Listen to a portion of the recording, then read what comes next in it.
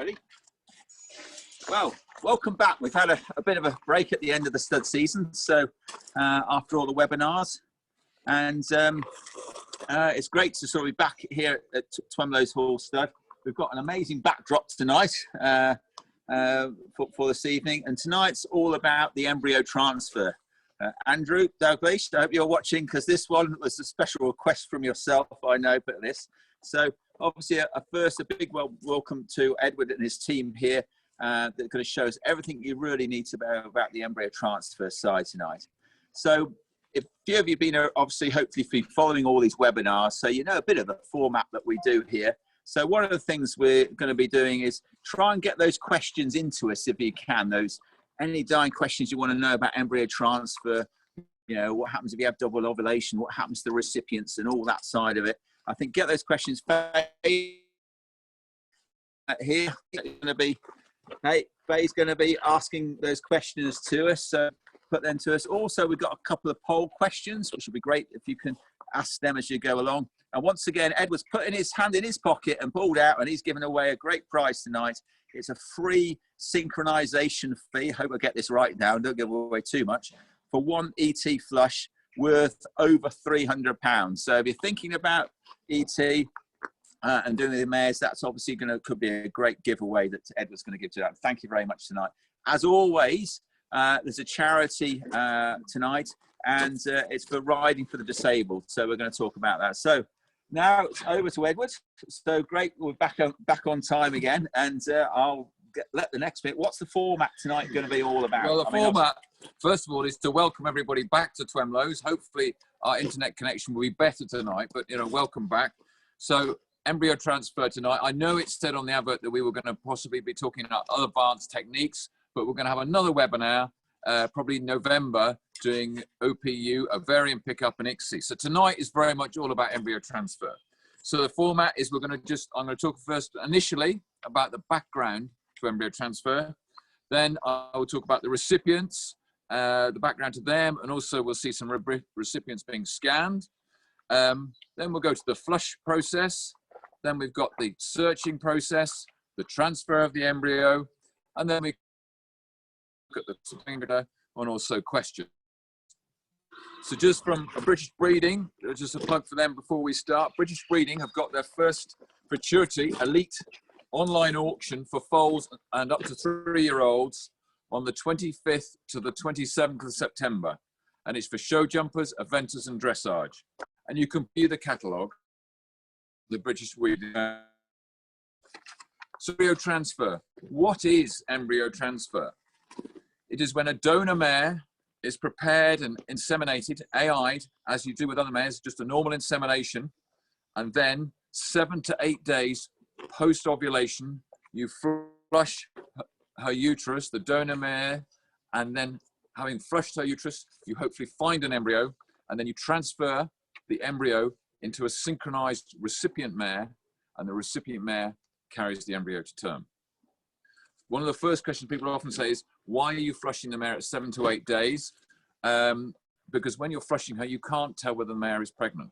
Normally, a pregnancy cannot be seen till about 14 days, but you cannot wait till then because the embryo will be too big. So that's why you flush on 7/8 days. So that's what embryo transfer is. So why might you want to perform embryo transfer? Now, there's about half a dozen reasons why people do embryo transfer.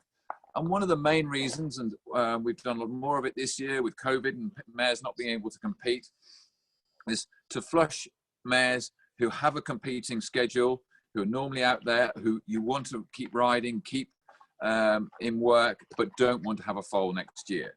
So it's really, that's probably why we do a lot of it, is for mares to in competition work, so they can still have foals. Then you've got other people who want a mare to have several foals in 1 year. So they will do embryo transfer, maybe once, twice, get several embryos, and then let the donor mare carry her own foal to term. So often she'll have, say, 2 or 3 foals.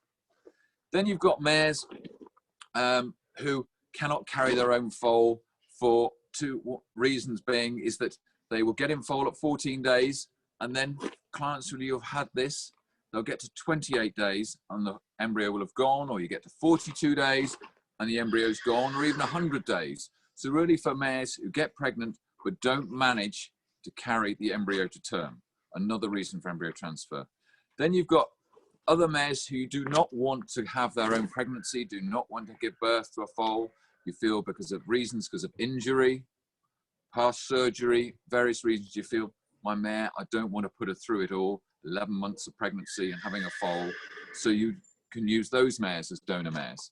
And there's a few people who want foals out of 2-year-olds. You can put a 2-year-old on foal, but other people would rather just do embryo transfer. So those are our reasons for doing it. So having decided, right, we're going to do embryo transfer, it's planning it, the deciding factors, the time scale and management of your embryo transfer with your donor mare. So you've got your mare competing over the summer period. It's looking at what time she's competing, what her competing schedule is, versus where she is in her reproductive cycle. I've got a question coming already. On that already, yes. Excellent. How long do donor mares need to be off work for each embryo? Good, you beat me to it on that one. So really, they don't have to really be out of work. Just to cover that one, is so if a mare is scanned at home by your vet, see where she is in her cycle, if she's coming in season, if a mare arrives here 3 or 4 days before the insemination, she can be AI'd, so she'll be here maybe for 5 or 6 days. She could then go home in between having ovulated and the flush date 7-8 days later. So maybe the mare would be here a week, 2 weeks. So interrupting their competing is very limited. And while they're here away at somewhere like Twemlows, you know, we have riders come in and ride them if it's required. We've got horse walkers. So carrying on with where I was, so you've got to look at what the mare is, a competing schedule, a reproductive cycle. Then you've also got the rider's aims and you've also got the owner's aims. Riders want to keep riding them, keep competing them, and owners often want embryos. So it's trying to sort of fit everybody into the schedule. So then having decided when you're going to do it, where are you going to do your embryo transfer? You can come to a centre like Twemlows where we offer the full complete service. Here we've got obviously resident vets who specialise in embryo transfer. The donor mare can come, we can do the AI, the flush, the transfer, and we have a recipient herd of 200 plus mares available. So you can come to a centre like ours. Then some people, we do quite a lot of this, is people want to AI their mare at home and AI her at home and then do a walk-in flush. So having AI'd her 8 days later after ovulation, come to Twemlows, you only here 2 hours, we'll flush the mare, hopefully find an embryo and transfer it into a synchronized recipient. And then the other aspect, which is becoming quite popular, is the transported embryo service. So you can do the whole process at home, AI, flush, and then having flushed the mare, you then send the embryo to us. So you flush the mare 8 days later in the morning, and then get a courier to bring the embryo up to us, and we then transfer it into a synchronized recipient. Right, so the next factor, which I mustn't forget the very important factor, is my brother's side, the stallions. So obviously the stallion choice when you're doing embryo transfer. The most important bit, obviously, pick the right stallion. But from our aspect, it's not necessarily the stallion, it's the type of semen you'll be using. Is it going to be fresh, i.e. coming from Tullis next door? Is it going to be chilled, or is it going to be frozen? So those sort of factors have to be sort of taken into account. So that's really our planning and timescales. So Tullis, I think we've gone through that, and we'll now start to go in and we'll talk about the crucial factor as we go in is about the recipient mares. So more importantly, I mean, anyway, you weren't here last time.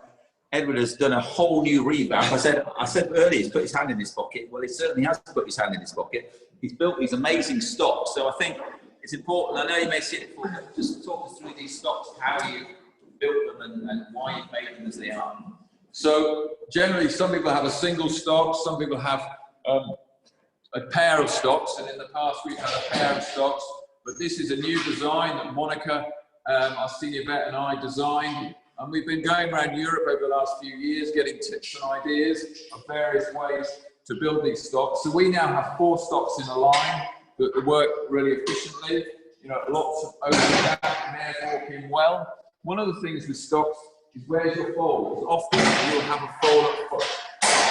And we've got a system down there where a foal can go beside the mare. Well, this stops here. Is it for the larger lady? No, well, that would be unkind, because if you take, you can have a single mare here, or this bar lifts out, and the foal can go in with the mare, which works well. But if you have a nice big shire, Yes. but if you have, obviously, we've seen some of these stuff up here last time, so that sort of lends itself well to them as well. Yeah. And also, we've got, we can reduce the height of the back of the stocks down here if we get ponies coming in.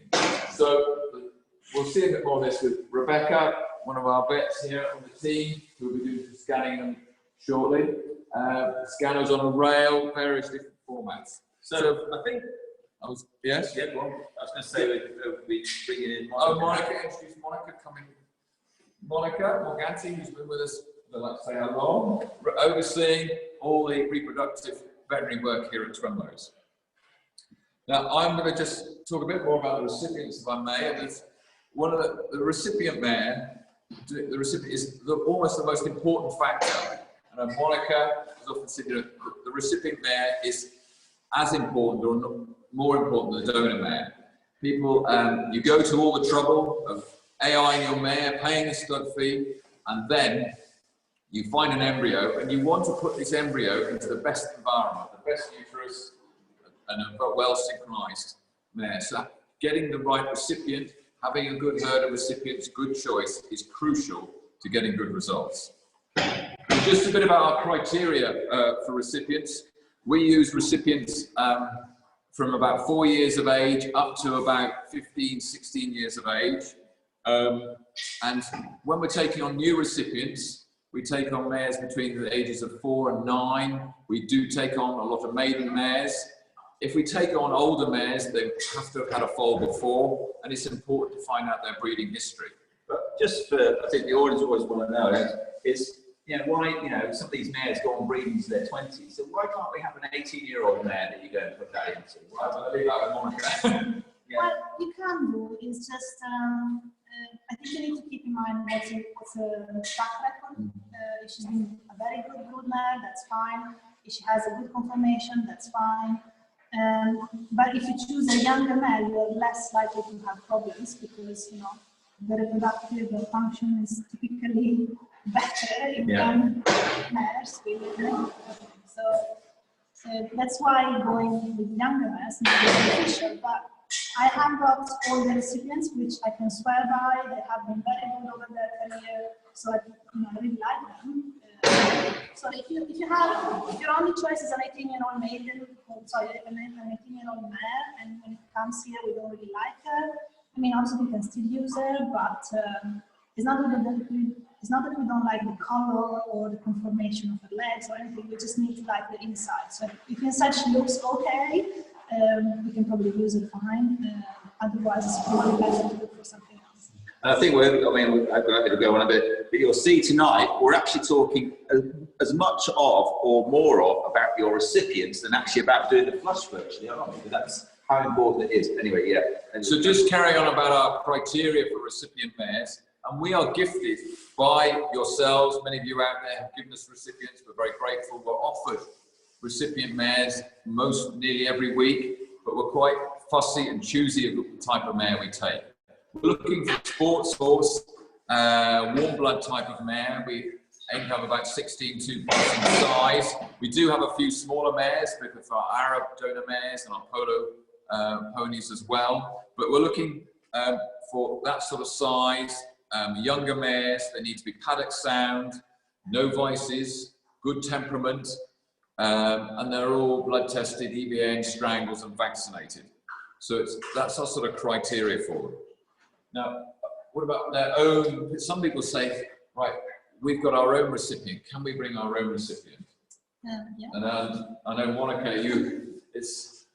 quite a few people do. We're happy for them to do that, but it requires a bit more work, doesn't it? The timing.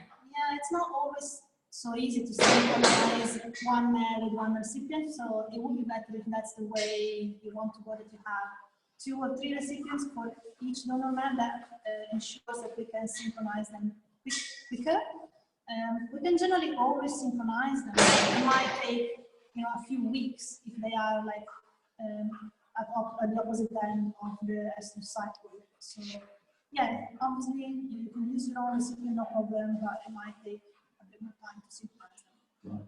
Okay. Good. So are we? Yeah, Should we go and see Rebecca and Monica. You can talk. a couple of girls here now. Well, more than a couple of mares and ladies as well. So we're going to scan these mares now. These are recipient mares. So just talk us through what we're looking for here, Monica. I know we saw this last time, but we're preparing these mares for to receive these embryos. That's right.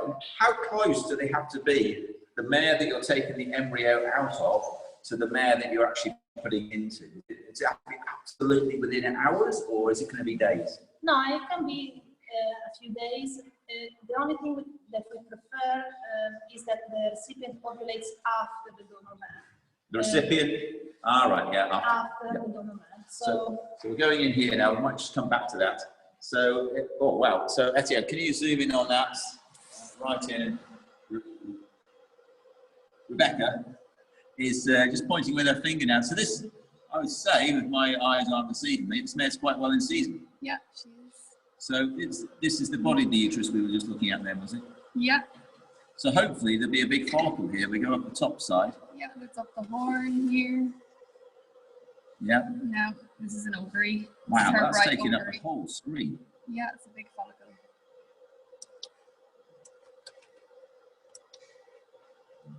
So how big is this one? This is 52 millimeters. 52 millimeters. So this mare, you'll be following this alongside with the one that you're giving now. So you want this to ovulate a day or so behind, say. Yeah, exactly. So as a rule of thumb, what we'll do is we will induce ovulation in the recipient the day that the Donomer ovulates. There can be some variation in it, but as a rule of thumb, if you do that, it's generally okay. And I think that's why, I mean, Edward's got a huge herd, and you talk about it now, you've got so many to pick at, whereas when people bring their own, like you say, that you can do that, but at least if this mare suddenly ovulates early, you've hopefully got another one in the field that you can go and drag out. And, yeah. Is that right? And that's why, right, yeah. you know, I know this year, you've had an amazing success rate with it. I know every year seems to be different, but this year, obviously getting better at it as well. But no, but you know, it's great because you've got such a good lot of mares. That must be the key to it, that you can just grab another one out of the field. Yeah. Yeah, we try to start with more than one recipient per donor. That's basically the key. And it's a bit easier when you have got a group because you can play a little bit more. But yeah, if she happens to do not what we expect, then we always have another one. And she had a big follicle. She also had another one. So what happens if she had twins? Well, she won't have twins because, Yeah, no, but she could have two embryos in theory, couldn't she? Sorry, not this one, but your donor. Yeah, sorry, I get too confused now. But your donor mare, if she had twins, yeah. You've got plenty of mares to put that. Yeah, so if they have twins, occasionally, very rarely, you can even get triplets. So you have to have 3 mares or 2 mares, as many, one mare per each embryo, basically. Yeah. So it's important. We never really know when we start with a donor mare if she will ovulate 1 or 2. So we always try to plan for that anyway. Right. Well, I think there's some really good questions coming. Luckily, Monica, most of them are for you. Faye. Yeah, so Andrew Dalgleish, your friend, he has given the question, if I do not have a recipient available, what are the possibilities and success of embryo freezing? For an embryo that is flushed to be, let's say 7 or 8 days, it's not very good. If you know you're going to freeze, you need to try to flush earlier so they don't, they are not blastocysts, or they are very, very small blastocysts. You want more or less ideally to freeze. There is a technique where you can puncture them and remove most of the fluid from a large embryo and try to freeze it then that way. But I must say it's not, it's possible, but you lose a significant amount of pregnancy rate. And it's to do with the, it's quite the embryo is quite large, and the cryoprotectant finds it difficult to permeate, isn't it, through it. So that's the problem you've got. And anything with you freeze, it's a bit like you burst pipes. When you freeze, your pipes expand and rupture and break, and an embryo will do the same thing because the fluid is still there. So that's why the puncturing, if you puncture it and take some of that fluid out, that actually helps with the freezing process. Is that right? And but I think if you want to go for that route, then you'd be better off using ICSI probably, and then freeze them. Well, Shall we go back, Rebecca? Thank you, anyway, Andrew, for lunch the other day, by the way. That was very kind of you when I went on the holes. But anyway, we're going to do the next mare now. This mare, let's talk us through this mare. So where's she up to in a cycle? So we saw that last one that's nicely in season. So this one is in the Istrus, so she's not in season. She has a nice CL somewhere. Do you want to have a look at the screen here? And uterus doesn't have any either. there. So she's about 6 days. So what is that, the corpus luteum or an ovulation? That's the corpus luteum. And so, you know, can you tell by that corpus luteum there that she's 6 days? I know you know when she ovulates, but could you, if you hadn't seen this mare, could you suddenly say that's a 6 days old ovulation, or is it quite difficult? It is a bit difficult. You can guesstimate in the first week. To be honest, we generally scan them, but you could guess. But it takes a lot of experience, and I don't know, I wouldn't recommend doing it unless you're very, very sure that you know what you're doing. I'd just like to quickly go back to Andrew's thing, because I think it's something that people are really interested in. And I think this technology, we've always got to think it's moving on. Years ago, I think the sort of freezing embryos were sort of those huge things, everything from 20% up to people saying 80%. There was a really huge window, but realistically it was quite small. But now technology is moving on, and I think, you know, we're going to talk about all your new technologies hopefully in a month's time, talk about ICSI, but these really lend themselves to maybe the freezing the embryo an awful lot better. So people, actually Sandra Wilshire, she's done some work with that, showing the puncturing. So it's moving on. I really believe that with these new technologies we'll be able to freeze more embryos in the future successfully. Right, let's have some more questions, Faye, if we may. So a question from Erica: if the donor is bred with frozen, does your flush start the end of the 7 to 8 day range, since post-ovulation conceptuses are smaller? Yeah. So generally frozen, mares bred with frozen semen are flushed a day later. So 8 days, sometimes even 9 days if the mare is quite old. Yes, because we tend to get smaller embryos.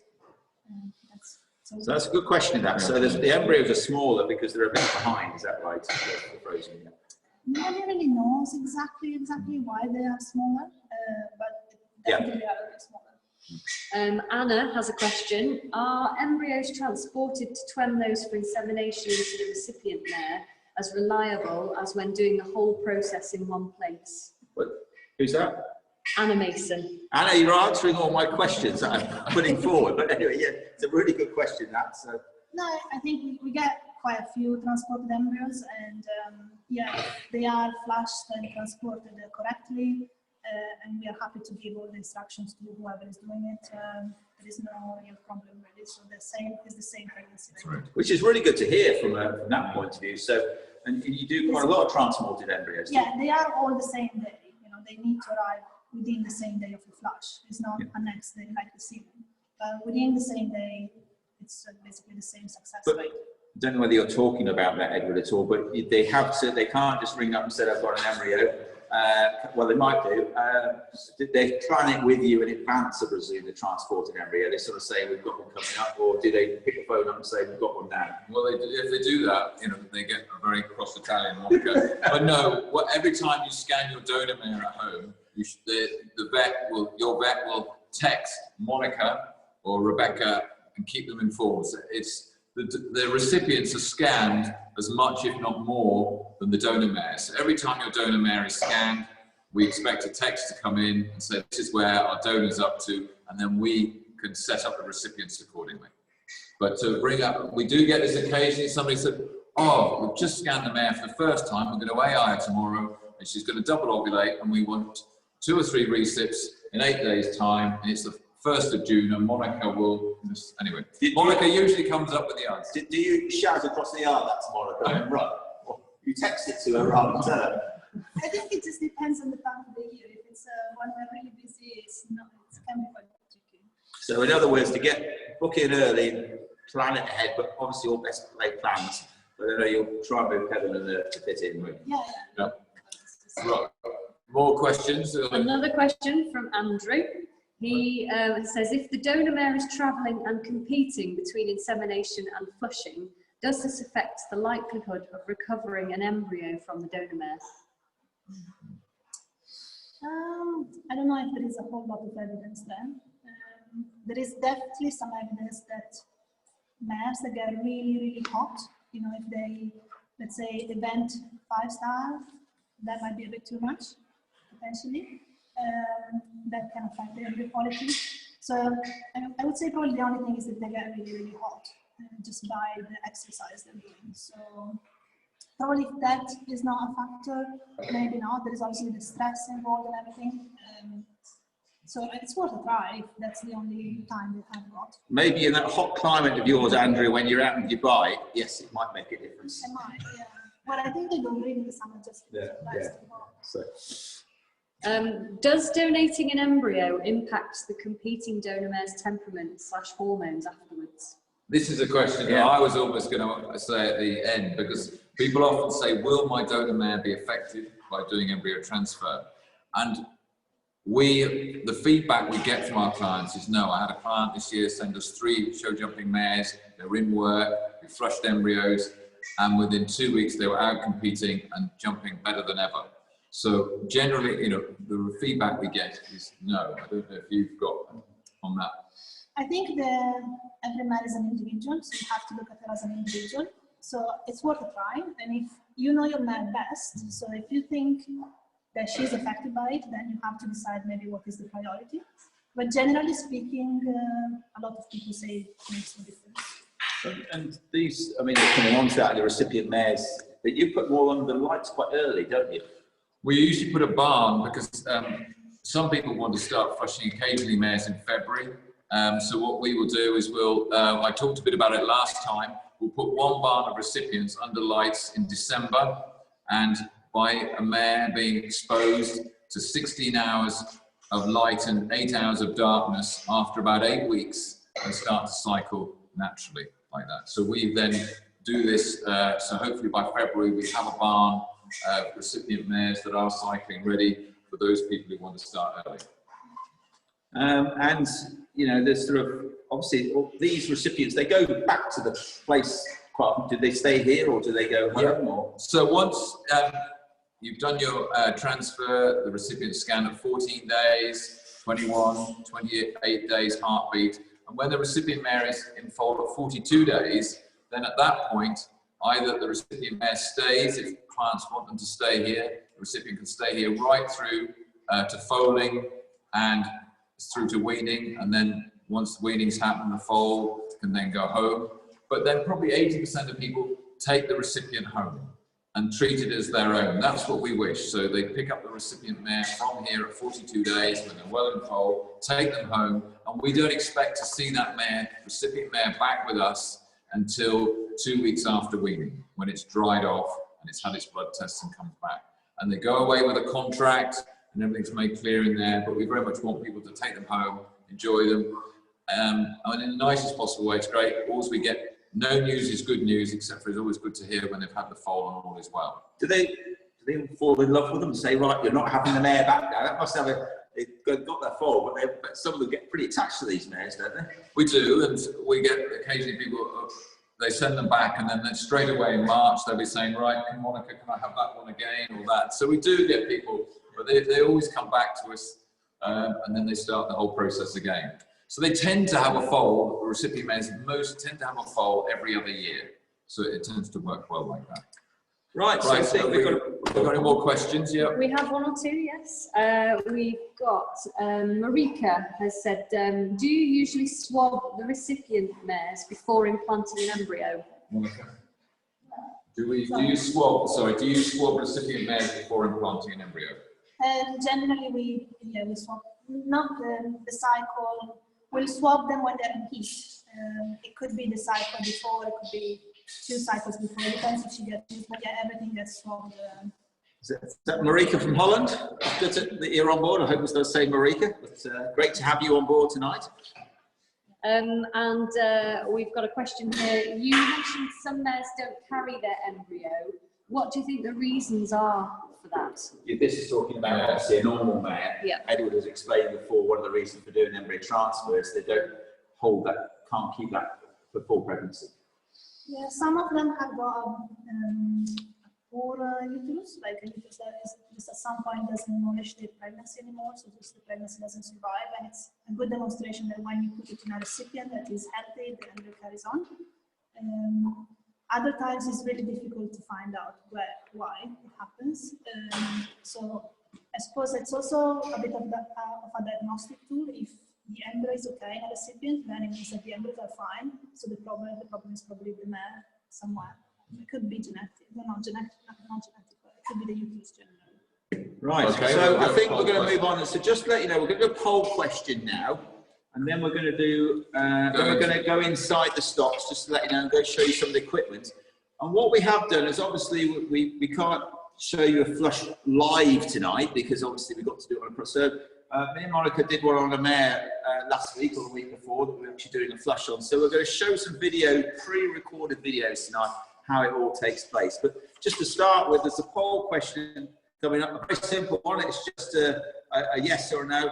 Have you actually carried out an ET on these mares? Have you actually carried out embryo transfer? A yes or no on that?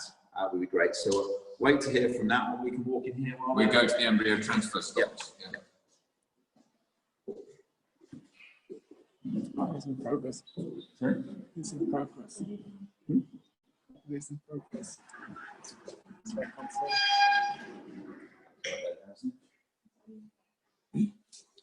I'll let you know. I'll let you know. Yeah.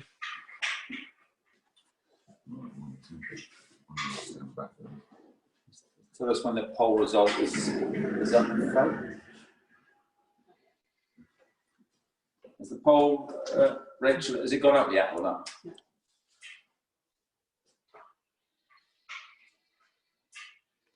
Yeah, the poll's up now, is it? So have you carried out embryo transfer? 33% yes, 67% no. Was it successful? Is 27% yes, 73% no.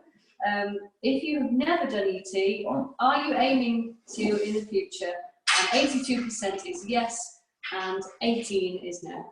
Well, on that deduce, Edward, there's 33% have done it and there's 70 haven't, but there's 81 to do it. You've got a hell of a market out there yet to grab hold of. So I think, yeah, of that's my deductions, 50% of you out there are really keen, and my mathematics are roughly right from the 30 to the 80. Yeah, I mean, get in touch. That's the whole point of tonight, is to learn a bit more and come back to Edward, and I'm sure he'll give you all the information as well. So that's great on that side of things. So now we've got a mare in here that we're going to just demonstrate really washing off in a minute. But before we sort of start that, we're going to talk about the flushing process and how the mare's flushed. And you'll see from the videos that we show in a minute, it's a big step up. It's not like just AIing a mare, and if you're doing AI, go straight on to embryo transfer. I always think it's a bit like doing a collection off a stallion and doing fresh and chilled, and then thinking you can freeze the semen. It's a big step up, and it takes a lot of expertise, a lot of knowledge over the years for actually doing this. So, you know, so we're going to go through all the hygiene. Hygiene is so important, as you'll see in this, really, this side of things. So what we'll do is, in a second, we're going to go over here and have a look. And, right, Monica, can we talk through some of the, we're going to do some of the equipment first. Okay, so we've got some big bags of fluid here, and just, I mean, there's going to be quite a few people tonight, obviously, have done a lot of embryos, and there's going to be people that have done none at all. So I think it's just the basic bits of equipment that you need to do this. yeah, so basically we have some fluid that we need to run in the mare. There are different types of fluid. This is just Harman's. We add an additive to this. What does that additive do? It does. It prevents. It will say it on the video, but it prevents the embryo from sticking. Ah, right. So you're Yeah. more likely to recover it, and it doesn't stick to your plastic. So this is attached higher in the stocks. Then what we have is a wire set.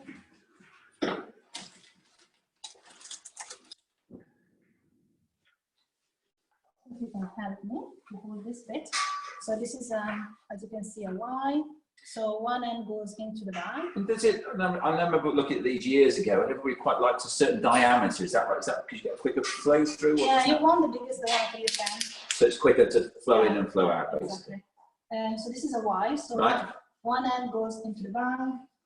I just do it with a small bag, but we generally use the bigger one.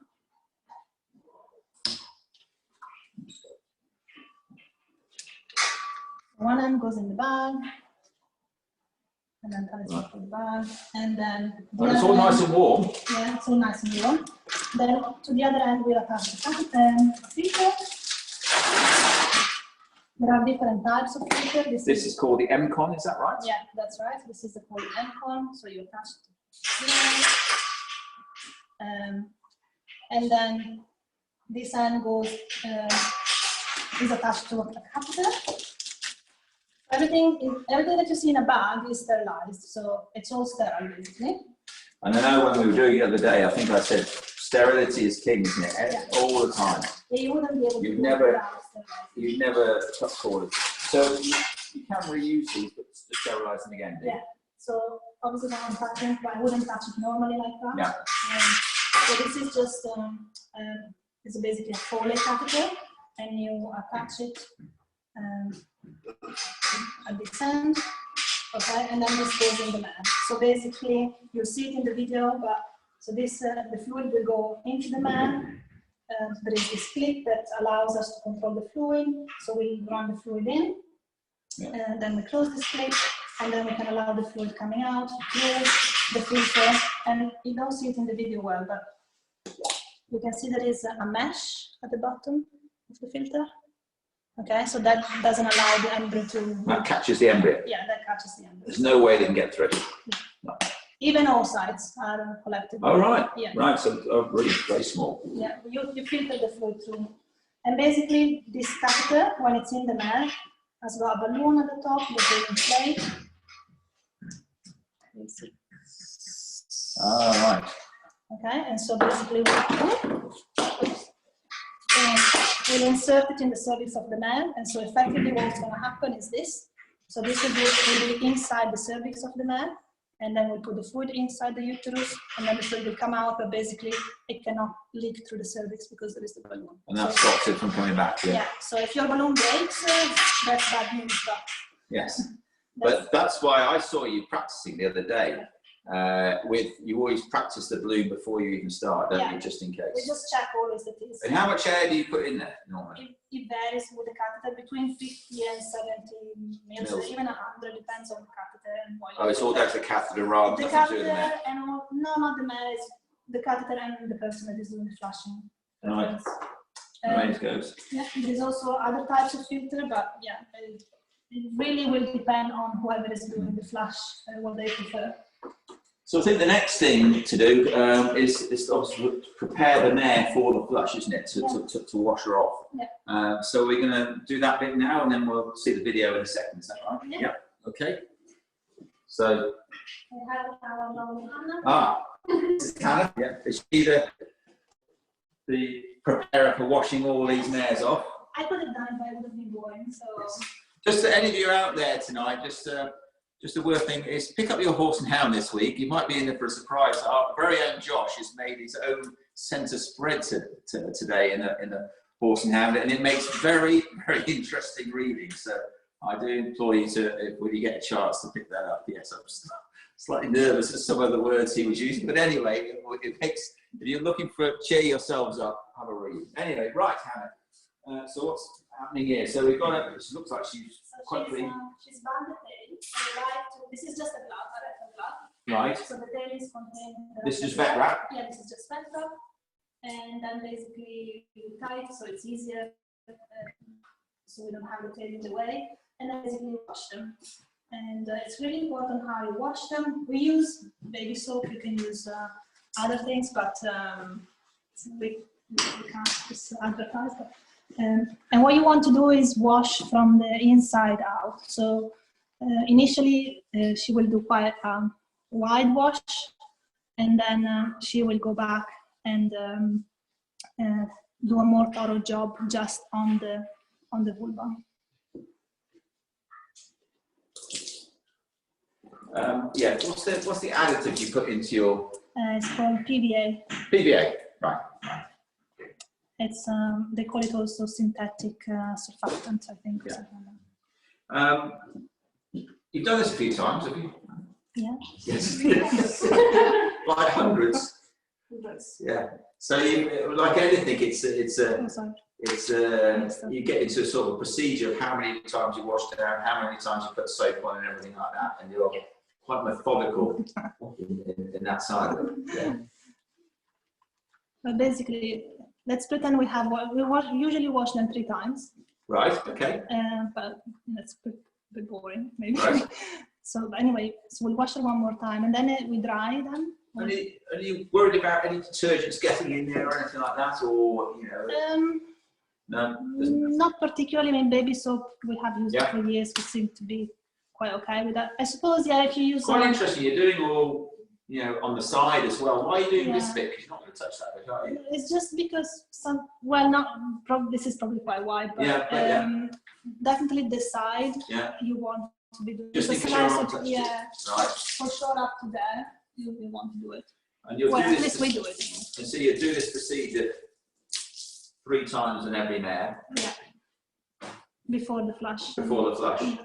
Do you do a similar process for the insemination? Yeah, similar. Probably just even more thorough for the flush, but it's very, very similar. Yeah. I'm quite a big fan of washing the mares very well. And a question has come in with regard to this process. Are the mares sedated for this? For the generally, because it's easier, not because they absolutely have to.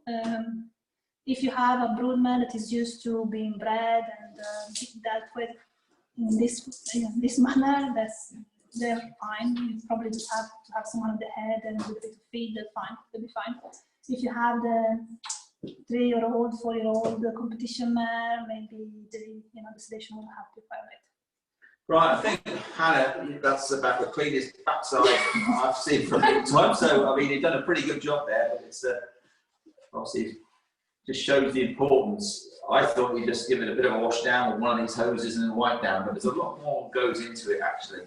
And I think it's the same with everything. I know I've got the stallion side, but every single little bit helps, you know, all right along the way. So now we've done the washing off.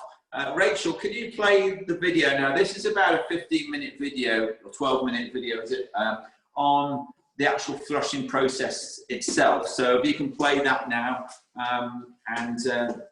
yeah, you can hear it. We might be able to ask a few questions as we're going, but we'll just see. A short clip. This is a mare that we're going to flush today. We can't do it live on the night because obviously we've got to set these mares up. So Monica's just going to explain how we actually flush these mares and the whole process through for flushing these mares for embryo transfer.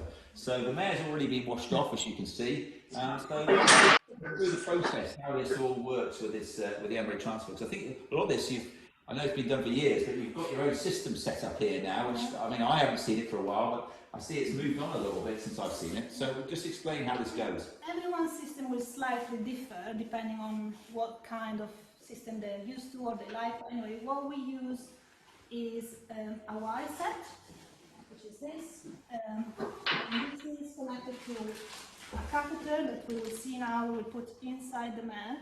And this catheter has got a little balloon that will inflate, and the balloon prevents any fluid leaking out. So what we'll do is, once this is all set up, the fluid will be run into the mare until the uterus is full, and then we will close this clip that allows the fluid to go in, and then we will flush the fluid out through this line into that filter. And this filter has a really small mesh at the bottom, so the embryo cannot go through. And once we are sure we have recovered all the fluid, we do it more than one time. And when we're happy that we have done a good enough job, we take that filter to the lab and then look for an embryo. Cool. Well, let's crack on. I think maybe years ago, everybody used to sort of install and everything. This is a really where can you design this method? Yeah, It's a very cheap assistant. Yeah, yes. You don't have to pay quite so much to sit on that. So the first thing we're going to do, everything's going to be quite sterile and clean, I presume, with this, because she's just as my right to she's at the moment, Mare, so that means she's more susceptible to infections and things. Is that right? Absolutely. So she's 7 days from ovulation. So she's in her diestrus, so it's not in season. And at this time, the embryo is freely moving in the uterus, and that is why we are picking this particular time. So when the fluid goes in, the embryo hopefully gets suspended in the fluid, and then we can wash it out, basically. Great. Right. We'll let you crack on and see what happens. I'll just get my assistant to open the catheter for me.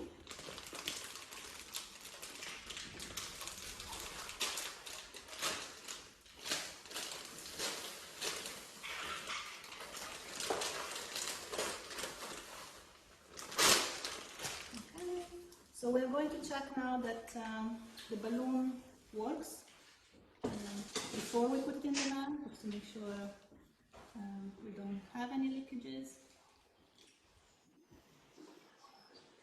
How much air do you put in there? 75 milliliters. It varies with the catheter. Okay. Oops.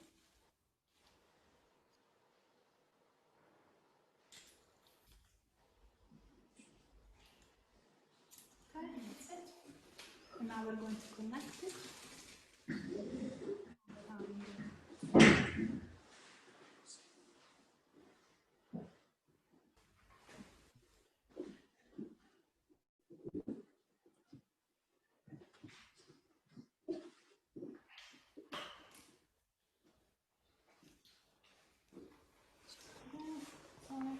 I just fill the catheter with fluid. The fluid is warm, so it's at body temperature, it's not cold. Just get a little bit of gel. So I'm right in saying this has all been pre-primed, is it, beforehand? Yes, so you fill all this up just so it's all ready to go. So there's no air in it, basically. Yeah, that's exactly. right. Yeah. I'll just do it.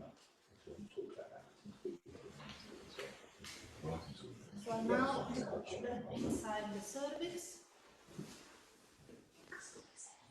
through the cervix, and then we'll inflate the balloon once again.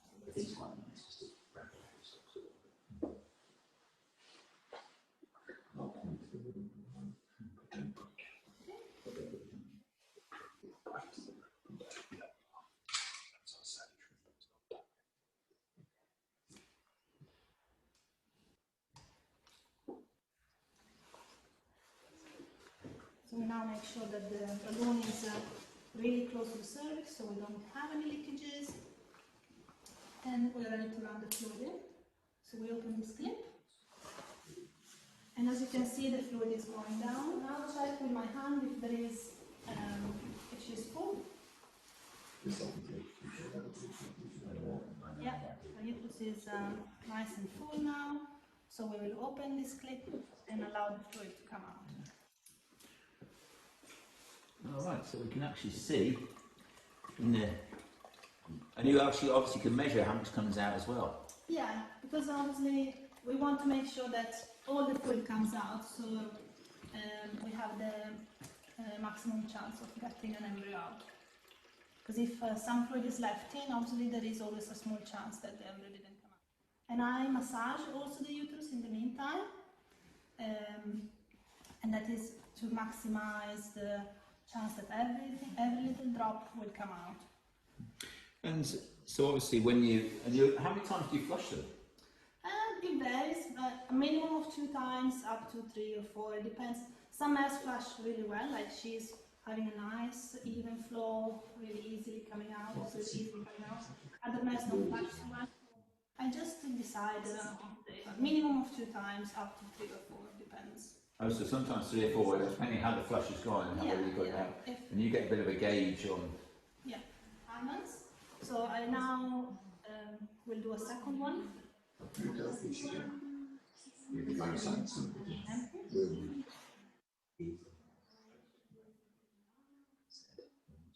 Yeah, we use almonds with a little additive inside to make sure the embryo doesn't stick. But yeah, that's basically all we used. And I know we might talk about it, but I don't have to say that, but I've heard your recovery rate or your results have been quite outstanding. You've done a lot of flushing this year, and it's been quite outstanding, the amount of work you've done. And it's all these fine little details. And I always say the same when you see in processing. It's no one thing, but it's collectively all the tiny little things can make a huge, huge difference to the end of the day. Take my tiny little percentages. I think the problem with the embryos is you want to minimize the contamination from the start, because we will use antibiotics and other things later on, but if you start with a very clean flush and a very clean handling, then you are starting from a better point than you would otherwise.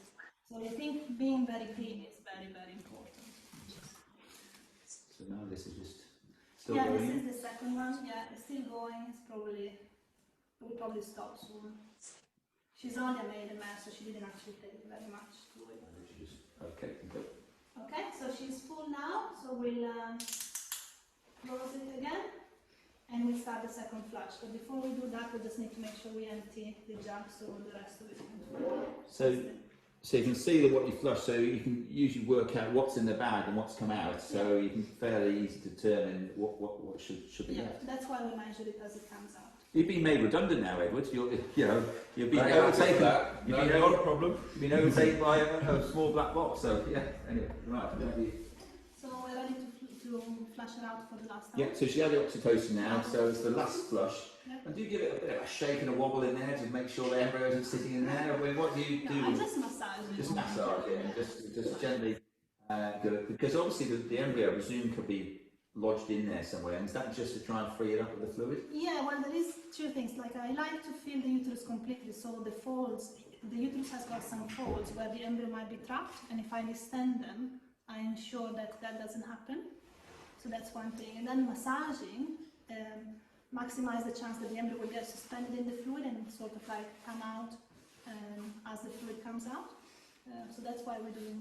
Great. Well, let's hopefully we'll have a little embryo pop out in a second, and we'll go and have a look. And then we'll open the clip now again, and the fluid is flowing. And can you feel the uterus now sort of deflating?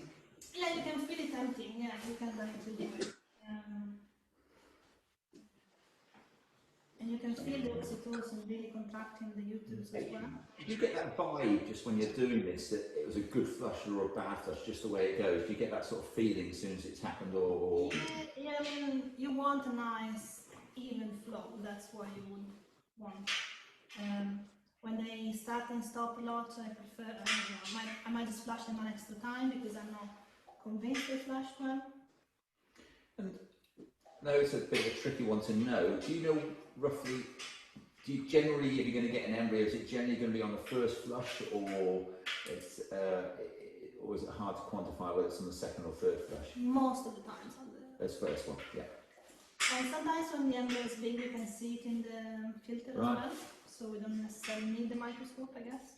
And just remind us, how many days do you generally do a flush, or what days? It varies depending on what semen we used, but usually for chilled and fresh, 7, 7.5, it can be 8 days as well. And for frozen is generally 8 days, or sometimes even potentially 9. Yeah, so here with the frozen, sometimes the embryos are a little bit smaller, aren't they? But maybe we can talk about that a bit later. Yeah, it is. So there we go, we only have a few drips coming through now, so we must have... So that's the end of it. The uterus feels really empty. So what we'll do now is we'll remove the cup.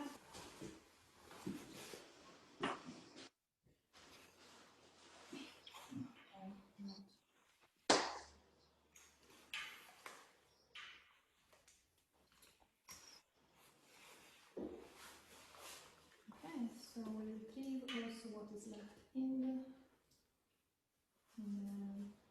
tubing all the way to the filter.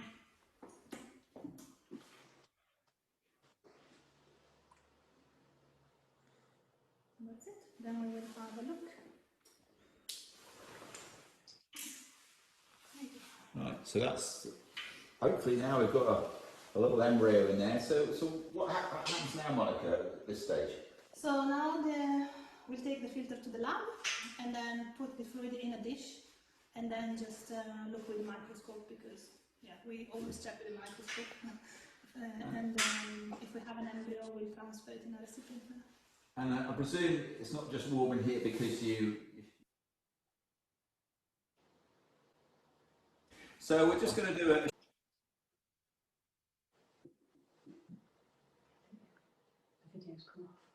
Are we on? Yeah. Right. Hopefully, welcome back on that now. And just before we move on, because we've done the flush, we've washed the mare off, we've done the flushing now. But just while the mare's gone out of here, why can't we do all this next door? You've built those really amazing stops, Edward. I mean, why can't you just do it in there? I know they're maybe a bit dirtier, but surely you can clean them up and pressure wash. Why do you have to do it? Have this nice posh room in here. Monica and the embryo, Monica wants the embryo to have the best possible chance, the best environment. And so we have a separate room, which is what this is. The mare is isolated in here, so she can come in here. She's not disturbed. And warmth is very important. So this room has got two radiators. The embryo and Monica. So basically we've got two radiators in here. So we have a separate set of stops to do our flushing. And when we're busy in the summer, we'll be having, scanning 100, 120 mares a day. So we'll have one vet, Rebecca scanning, often doing the recipient mares or the client mares there, and Monica will be in here flushing from that point of view. So we do need this separate specialised stocks, which we had designed, so new, so you can have one or two mares in, if one needs to have a partner for settling. But it's a quiet environment, it's warm, all set up. Do you do the flushing? Do you do the insemination here? Not the insemination, but put the embryo back in here. Transfer. The transfer, that's the word. That's done in here. That's done in here because obviously it's all cleanliness again from that point of view. So that's all done here as well. So cleanliness. Yes, all the way. Right. So now we're going to just show some of the equipment. There's not too much to see on this bit, but it's the flushing side. Is that? No, you've done the flushing. No, sorry, the searching side. Off the search. Right. So that's you've got something laid out here, haven't you? Yeah. So that's your. So this is for the transfer. Which we'll see in a minute. Yeah, but so now you see it in the video, but basically in the lab we'll have the filter, and with this type of filter we need to transfer the fluid in another dish, otherwise we can't search. So we will remove the lid and put it in the dish. And you can see the dish has got. Can you see the? It's grit? scored. I saw you doing that last time. Do you do that with a needle at the back of a needle? A needle or a scalpel blade. Scalpel blade and just score it. Yeah. And you'll explain about that in a minute in the video when Yeah, it just we do helps that. the searching. But anyway, it's important to remember to use syringes with no rubber. And then what we'll do is basically we'll pour the fluid in the dish, rinse the filter, and then we'll just search the dish under the microscope. When we find an embryo, hopefully, then we'll wash it and we'll transfer it in a smaller dish. That's just for convenience.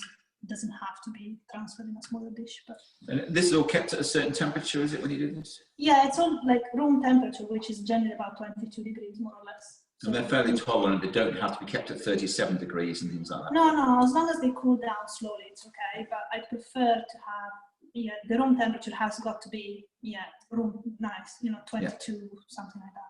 Not at sort of 15 degrees or anything like No, that. because often that's the case in England. So there is always heating pretty much, even in the summer.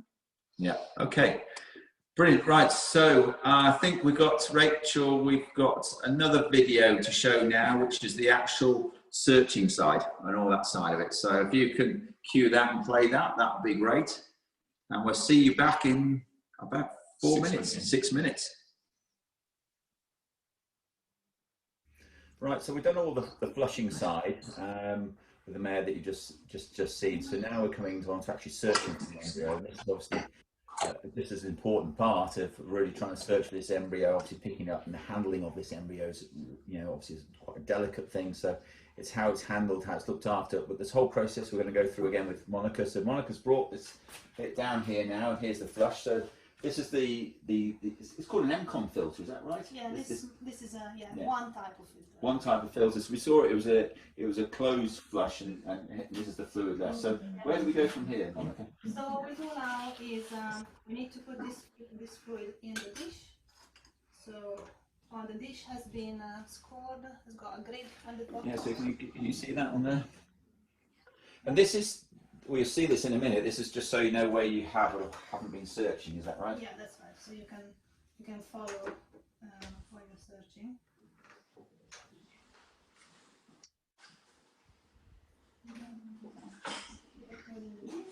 And then we can look. And again, I think this was about day 8, day 9, isn't it? This No, it embryo? was a day 7. Day 7, yeah. So about day 7, so yeah, we may or may not see it in the dish, but we'll have a look. If we can see it, we'll zoom in a bit further. So like anything, it's flushing out these little techniques. We do this sometimes. You get a bit more power with a little needle on to flush it round. Yeah. So put on the microscope, and you can see a few cells that came from the uterus of the man.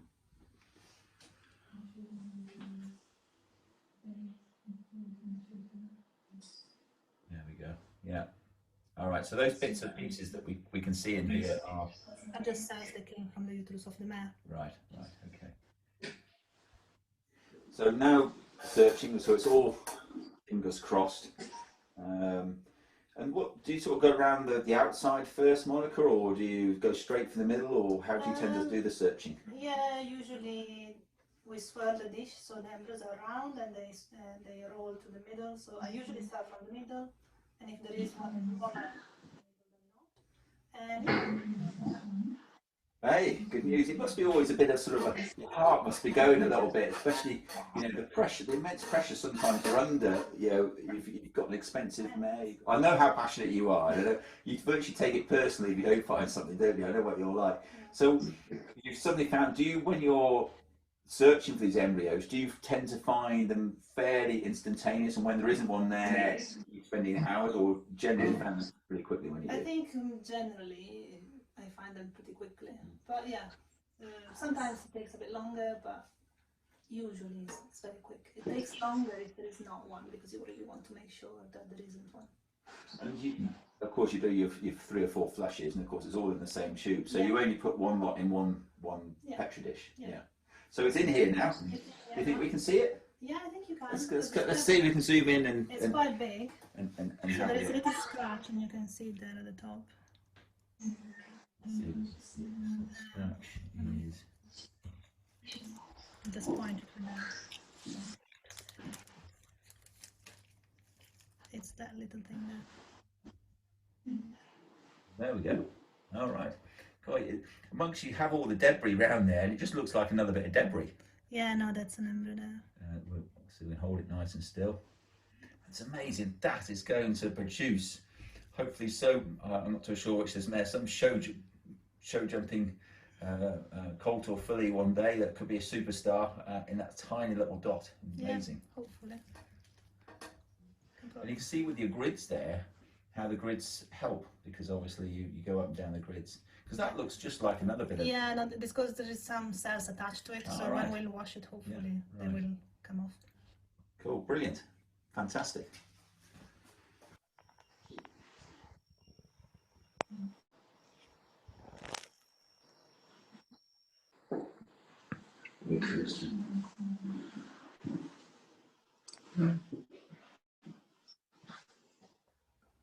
Okay, so just this next bit, we've obviously, as you saw, we've found the embryo, which is brilliant news. So it's all very delicate, all this process, isn't it, Monica? But so the next bit, we've got to load into it. These sort of 1/2 mil straws or 1/4 mil, or This is a 1/4 mil. so you do a 1/4 mil straw.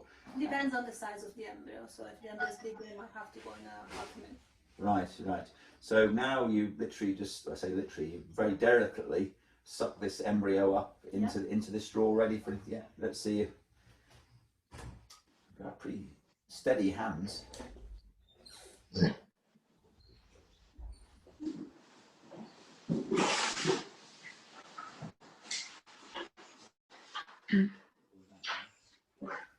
And I think, and it's obviously it's in a special solution, and that's I've seen it before. We have bits of air between Yeah. and the embryo is sort of sitting in the middle there. I don't know where you can go in. So you've got sort of solution, embryo, air. Yeah, solution. so the embryo is in there. Yeah. It's hard to tell, but yeah. so there is a little bit. So then that's just ready now to be inseminated. Yeah. And so we'll go now we'll load this into the catheter. Yeah. I know there's lots of different AI or embryo transfer catheters out there, but obviously you like the IMV, particularly one here that you use. Yeah. It's down to slightly personal preference. Very much so, yeah. Yeah. And I think embryo transfer is like one of those things, once you've got a method that works, you don't like to deviate too much from it, because it's so specialised, isn't it? On that side. So right, let's load it into the catheter, and then we'll get back up and load it into air, hopefully, in about, how many days do you scan them after this? 14 days generally is the first scan, so it will be about 7 days. 7 days from transfer. I'd say there's another way of doing transfer at school.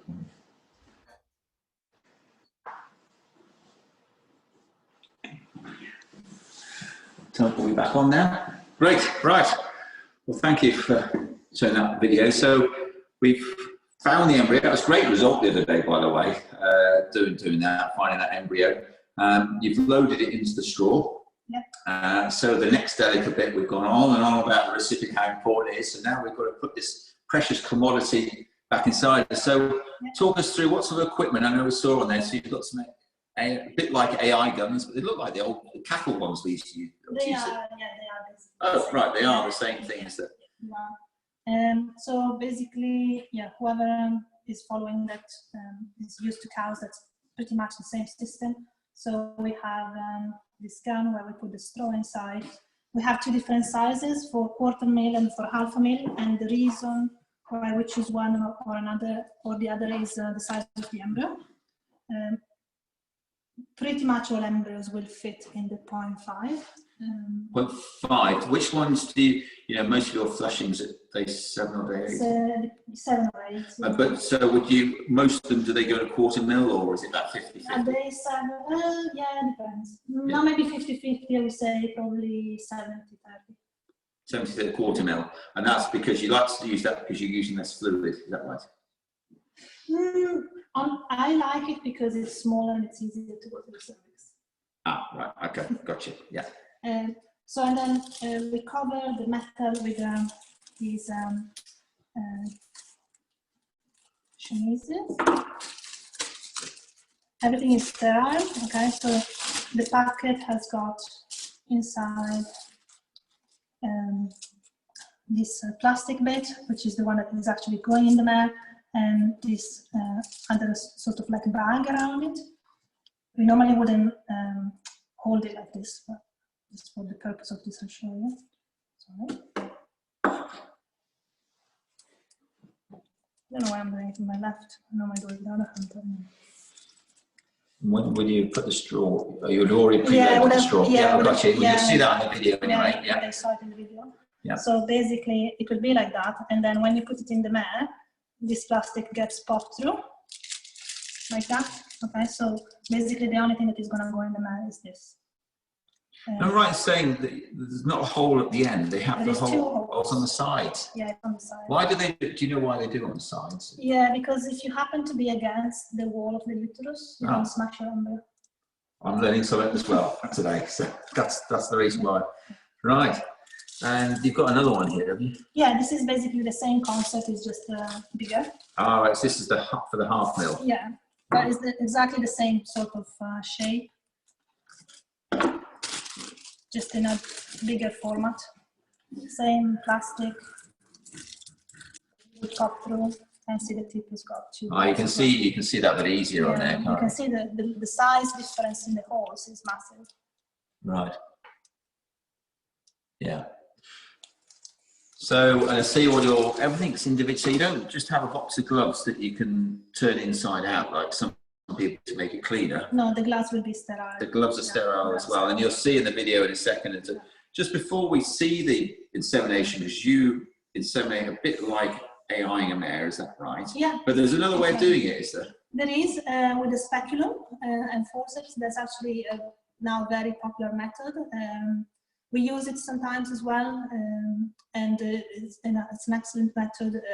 You just use a speculum and a forceps to pull the cervix, and then you use the same system, but you use the speculum and the cervix and the forceps to visualize the cervix. So the hand doesn't really even go in there, just the speculum and Yeah. pull back, and you can see the cervix, and, Yeah. and away you go. Right, well, that's great. Thank you, Monica. So, cue Rachel. So if you can play the last of the videos, and then shortly we'll be, if you're still going to stay till the end, and somebody might, one lucky winner to win, I think, a synchronized Mare package on that side of it. So we'll see you in a couple of minutes. So we've loaded the embryo up in the straws you saw in the embryo lab. We brought it up now, ready to be inseminated in there. We've washed the mare off and cleaned her all up, and we've laid everything out. But I've been watching this process, obviously, and we've seen the other videos. But what I'm seeing the point coming across is how clean everything is. And sterility is king at the end of the day. Is that right? It is very important, because if we introduce an infection, the mare will not be. And that's more susceptible, am I right in thinking now? Because this mare's not in season, so she's more likely to react if you put something in there, you know, a foreign body in there that shouldn't be in there. Not so much a foreign body, but like bacteria. Bacteria, yes. So yeah, the uterus doesn't have any protection now, so she'll get endometritis and then she will not be pregnant. Right, well, we'll get a straw in. It's sitting there waiting. So, can I help you a little bit on this? Yes, of course. We can help with the second glove. Right. So, first glove. All going on, yeah. This is the other glove that I need to get out. Yes, please.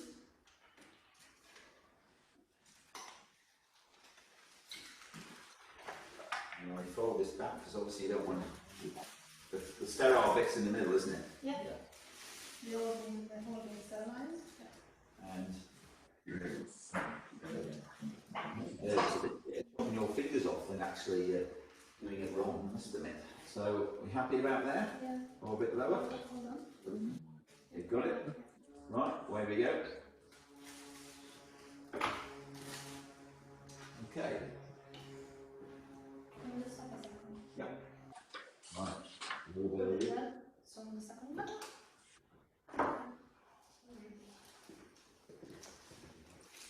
We're still going. I'm just checking if I can get it all in. And obviously the mare's not in season, so her cervix is going to be quite tight now, isn't it? Yeah. We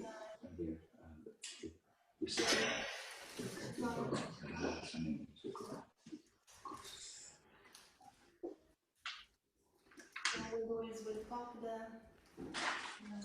lower second glove inside, but I haven't pointed out before, but there's basically 3 layers of protection, and then once we're in the uterus, we'll just invert the embryo.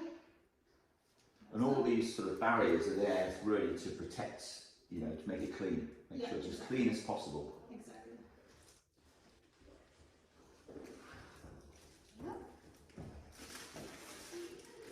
Brilliant. And that's it. So the embryo hopefully is. Oh, I see. So you just poke that through the plastic and it's like 13. So this mare will now be scanned in about 7 days' time. 7 days time, so 14 days total basically of the age of the embryo, and hopefully we'll see it. It's quite incredible how this process takes place from start to finish. We've taken it out of one way, we've looked under the, but they're fairly robust, these embryos, to a certain degree, are they? Yeah.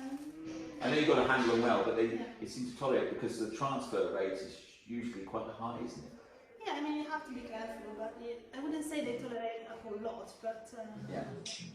Because like you said, the room's warm and you're actually really sterile, but and what we need to do now is go and check the tip to make sure that the embryo has actually come out. Yeah.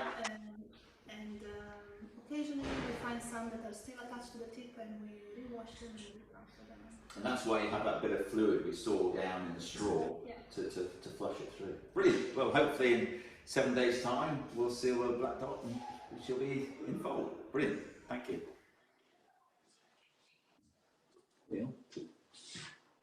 Right, so I hope you enjoyed those videos that we put together, and thank you, Monica, for putting all that together.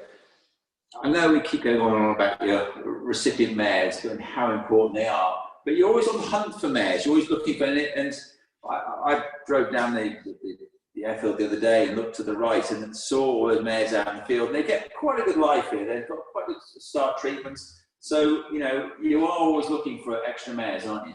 We are. I suppose going into the winter now is a time when we often get offered a lot of mares, but we tend to, you know, unless they're ideal, we tend to take more of the mares in the spring and over the summer.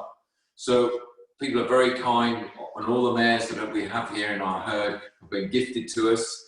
And probably 60–70% of them, if they weren't here, they would have gone to the next life, because the owners, the reason they come to us is that they can't be ridden, they've got no other use. What else can they do with them? So they're kindly giving them to us, because from Monica's point of view, they've got a good uterus, and long as I said, they've got good temperaments, no vices, they're the right size, age. From that point of view, we take them on. So that's what we're looking for, and people just send in emails, pictures of what they've got to offer. And will you take these mares now, or do you wait till the spring? Ideally, we've got the odd mare coming now, but we tend to take them in the spring. And what happens to your mare when she arrives? She's having had the blood test, she'll then join the recipient herd, and then she'll be scanned on a regular basis. Monitored by. You say the blood test, what they have to have done in the blood test? EVA and strangles. Right. So they're done before they can come on site and enter the herd. Just standard procedure, as we do with all the other client mares that come to stud. And I was just saying, you know, the dentistry's done on them, the worming, so they're fully up together like all the other mares. They're right good at MOTs, aren't they? Yeah. Make sure they're all up to scratch. Yeah. But then they live here as part of the herd, out in the field in their groups, and they're here until either when they're pregnant, they go off. And when they've actually had a foal, and then they've come back to us after weaning, they come back, and we actually keep them in barns over the winter. So we don't have anything out over the winter, they come in barns, and we've got one big long barn here that can hold about 100 mares, and there's about 18 pens, so there's only about 4 or 5, 6 mares per pen, ad-lib feed. So it's a good, as you say, a good one. I know you've said it before, but I think it's quite good for the people watching, because there's still a lot of people watching, which is great. Just very quickly, what is the criteria? It's between what age? To take on new mares between the ages of 4 and 9. And height? Height, we aim for 16.2 plus. Are you fussed on colour? No, not at all. We're not prejudiced at all on that set. And we're looking for a sports horse, warm blood type of mare. Right, okay, so yeah. Just for, well, I'm going to put a bit of a plug in now. We could just, any of you, we're looking for a lovely teaser mare to join on the stallion side.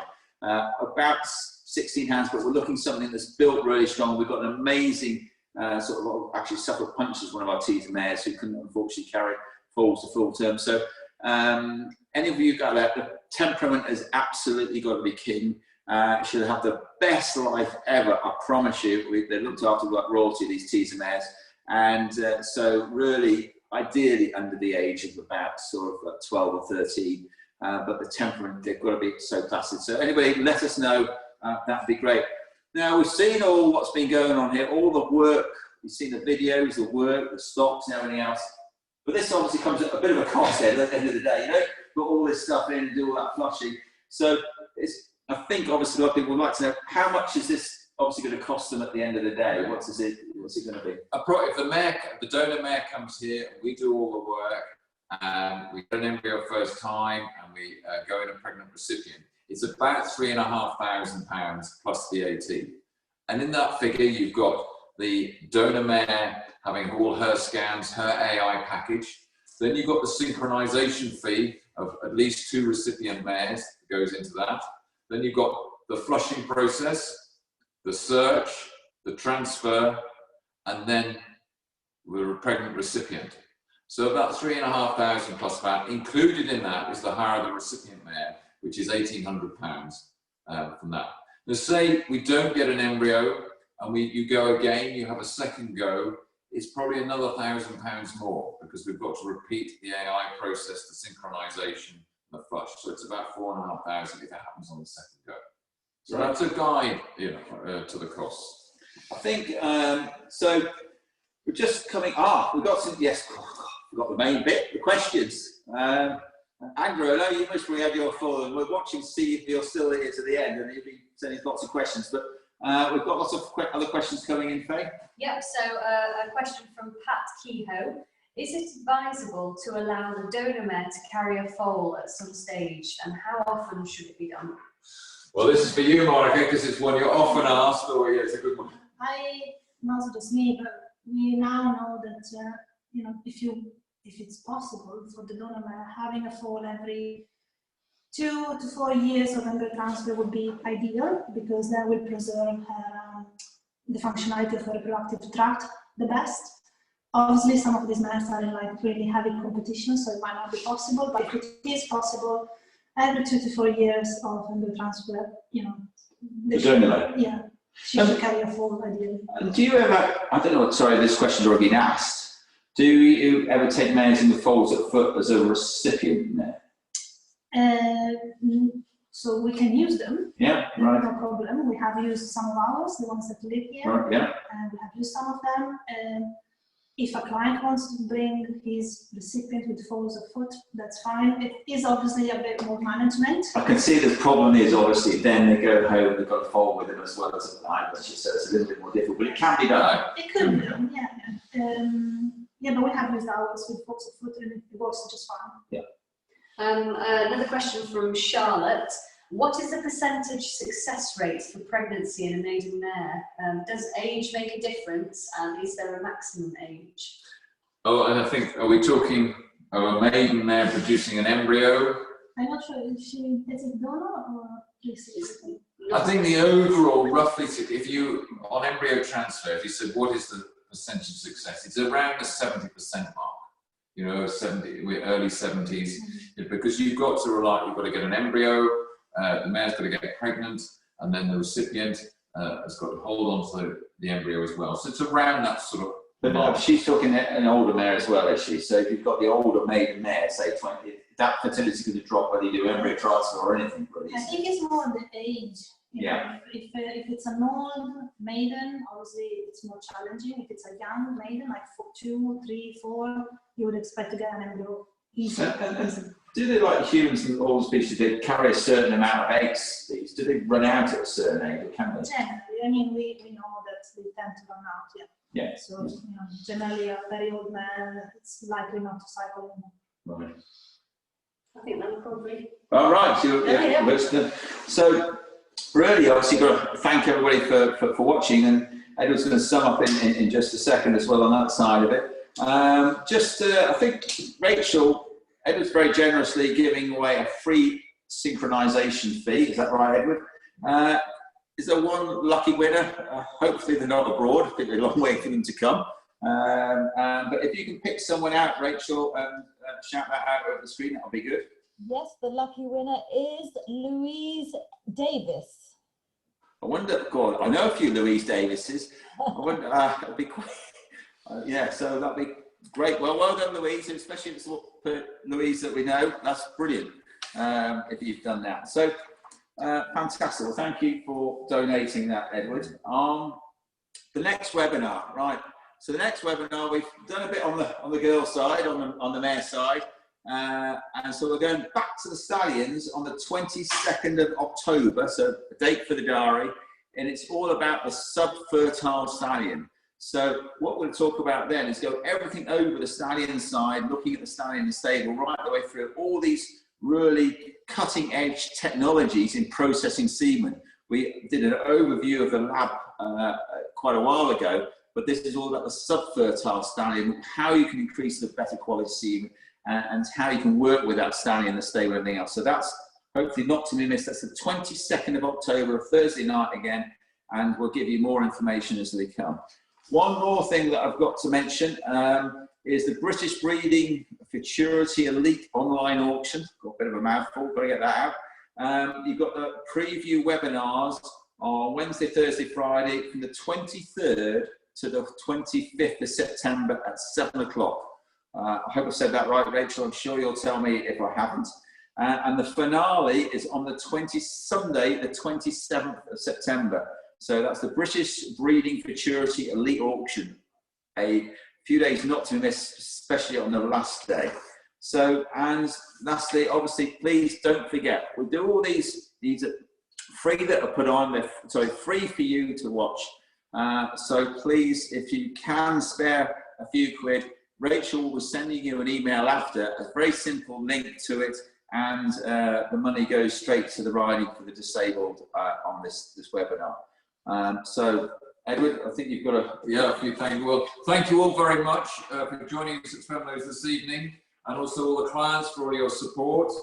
The to thank British Breeding, Rachel, Eva, and Janie very much. To thank my brother for making it all this happen, and Etienne and Faye, thank you very much. Yeah. And also very much my team, Monica, and everybody else at Twemlows, all the team here, for helping put this evening together. Okay, good night and thank you. Thank you. I think we've all had a beer now. It's 8:30 at night. You must be sitting there with your beer, so we're off to get ours. So see you on the 22nd of October. Thank you very much. Good night, thank you. Bye-bye.